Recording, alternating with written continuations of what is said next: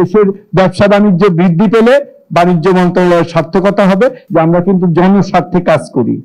ঝুঁকি নিলে অনেক ধরনের মানে এটার রিয়াকশনও আছে।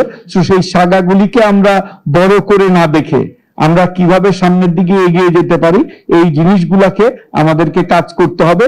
এবং আমি মনে করি এফবিসিসিআই এবং আপনারা যারা বিভিন্ন চেম্বার রিপ্রেজেন্টেটিভ আছেন, বিভিন্ন অ্যাসোসিয়েশনের রিপ্রেজেন্টেটিভ আছেন, সবগুলো অ্যাসোসিয়েশন একটা কথা আজকে আসছে যে কি বলে মানে অ্যাসোসিয়েশনের বাধ্যতামূলক করা ঠিক কিনা। আমি মনে করি যে বিজনেস রেজিস্ট্রেশনের পরেই তার প্রথমে যাওয়া উচিত হলো ওই অ্যাসোসিয়েশনে, যে আমি এই যে ব্যবসাটা করতে যাব এই করতে কি কি প্রতিবন্ধকতা, এই করাটা ঠিক হবে কিনা, এটা কিন্তু করবে হলো ওই অ্যাসোসিয়েশন।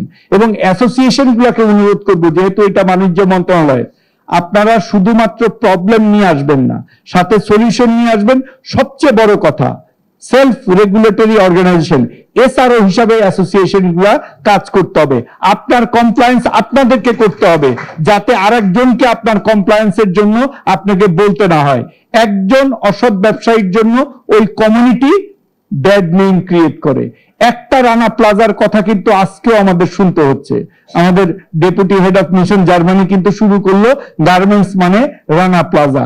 আমরা এটা কি হয়েছে, একটা রানা প্লাজা, আমাদের হাজার হাজার এখন লিড কমপ্লায়েন্ট ফ্যাক্টরি আছে, শত শত টপ 10 লিড কমপ্লায়েন্ট ফ্যাক্টরির মধ্যে 6টা বাংলাদেশ। কিন্তু আমরা কিন্তু রানা প্লাজাকে একটা অসৎ উদ্যোক্তার জন্য কিছু ইয়ের জন্য আমরা কিন্তু এর লোড বহন করতেছি। আমি মনে করি আমি এটাকে নেগেটিভ হিসাবে দেখি না। আমি মনে করি রানা প্লাজা একটা ব্লেসিং ইন ডিসগাইজ। এটা না হইলে আজকের যে কমপ্লায়েন্স, আজকের যে লিড সার্টিফিকেট ফ্যাক্টরি, এই জিনিসগুলা কিন্তু হতো না। সো যে কোনো জিনিসকে আমরা পজিটিভ, যে কোনো এই যে দুর্যোগের দেশ, আমাদের দেশে এমন একটা দেশ যে দুর্যোগ বন্যা কি নাই, তারপরেও কিন্তু আমরা বারবার ঘুরে দাঁড়াই। সো আমাদের এই ঘুরে দাঁড়ানোটাই আমাদের সামনের দিকে এগিয়ে নিয়ে যাবে। আমরা বাণিজ্য মন্ত্রণালয় থেকে আমি কথা দিতে পারি, আমার দুয়ার আপনাদের জন্য খোলা, বিকজ বাণিজ্য না থাকলে বাণিজ্য মন্ত্রণালয়ের কোনো অস্তিত্ব থাকবে না। অতএব দেশের ব্যবসা বাণিজ্য বৃদ্ধি পেলে বাণিজ্য মন্ত্রণালয়ের সার্থকতা হবে এবং সেই লক্ষ্য এবং উদ্দেশ্য নিয়ে আমরা কাজ করছি। আমার সার্বক্ষণিক যোগাযোগ আছে আপনাদের সভাপতি এফবিসিসিআই প্রেসিডেন্ট থেকে আরম্ভ করে মেট্রোপলিটন চেম্বার এবং যে কোনো ব্যবসায়ী যারা আমার কাছে অ্যাপ্রোচ করছেন। আমি কিন্তু কাউকে মানে 7 দিনের বেশি সময় লাগে নাই অ্যাভেলেবেল থাকলেই, ইভেন মানে একদিনের নোটিশেও কিন্তু আমার সাথে যে কোনো ব্যাপারে আপনারা কথা বলতে পারেন, দেখা করতে পারেন। বিকজ আমি মনে করি যে মাননীয় প্রধানমন্ত্রী আমাদেরকে যেভাবে নেতৃত্ব দিচ্ছেন, উনি সবসময় একটা কথা আমাদেরকে বলেছেন, সেটা হলো যে কাজই আমাদের করতে হবে সেটা যেন জনস্বার্থ হয়। আপনারাও যারা ব্যবসা করবেন, ব্যবসার জায়গাটা মনে রাখতে হবে যে আমরা কিন্তু জনস্বার্থে কাজ করি। 40% বেশি গ্লো, বিশ্বের 1 নম্বর গ্লো ক্রিম, নতুন glow and lovely.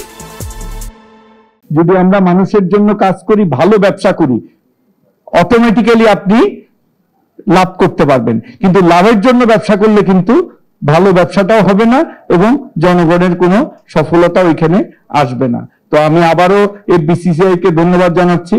and especially I would like to thank GIZ, German Embassy, FBCCI এবং সিপিডি, স্পেশালি মোয়াজ্জেম ভাইকে, যে উনি বিভিন্ন সময়ে আমি WTO তে যখন গেছি তখনও সিপিডি আমাকে অনেক সাহায্য করেছে এবং এইবারও যখন আমরা বিভিন্ন দেশের সাথে বাইল্যাটারাল নেগোসিয়েশন করি, আমি মনে করি ব্যবসায়ী, সরকার, think tank, research organisation and academia, we all should work together, especially the experienced bureaucrat, those who have experience, তাদেরকেও যদি নিয়ে আমরা একটা কমিউনিটি ডেভেলপ করতে পারি, তাহলে আমার মনে হয় যে আমাদের এই যে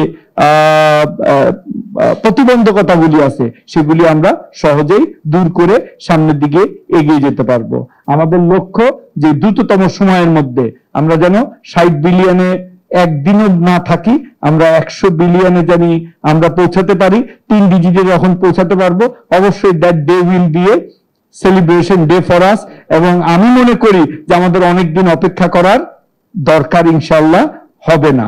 আমরা অল্প সময়ের মধ্যেই আমরা 100 বিলিয়ন রপ্তানির মার্ক আমরা অর্জন করতে পারবো। সকলকে ধন্যবাদ। জয় বাংলা, জয় বঙ্গবন্ধু, বাংলাদেশ চিরদিনই হোক।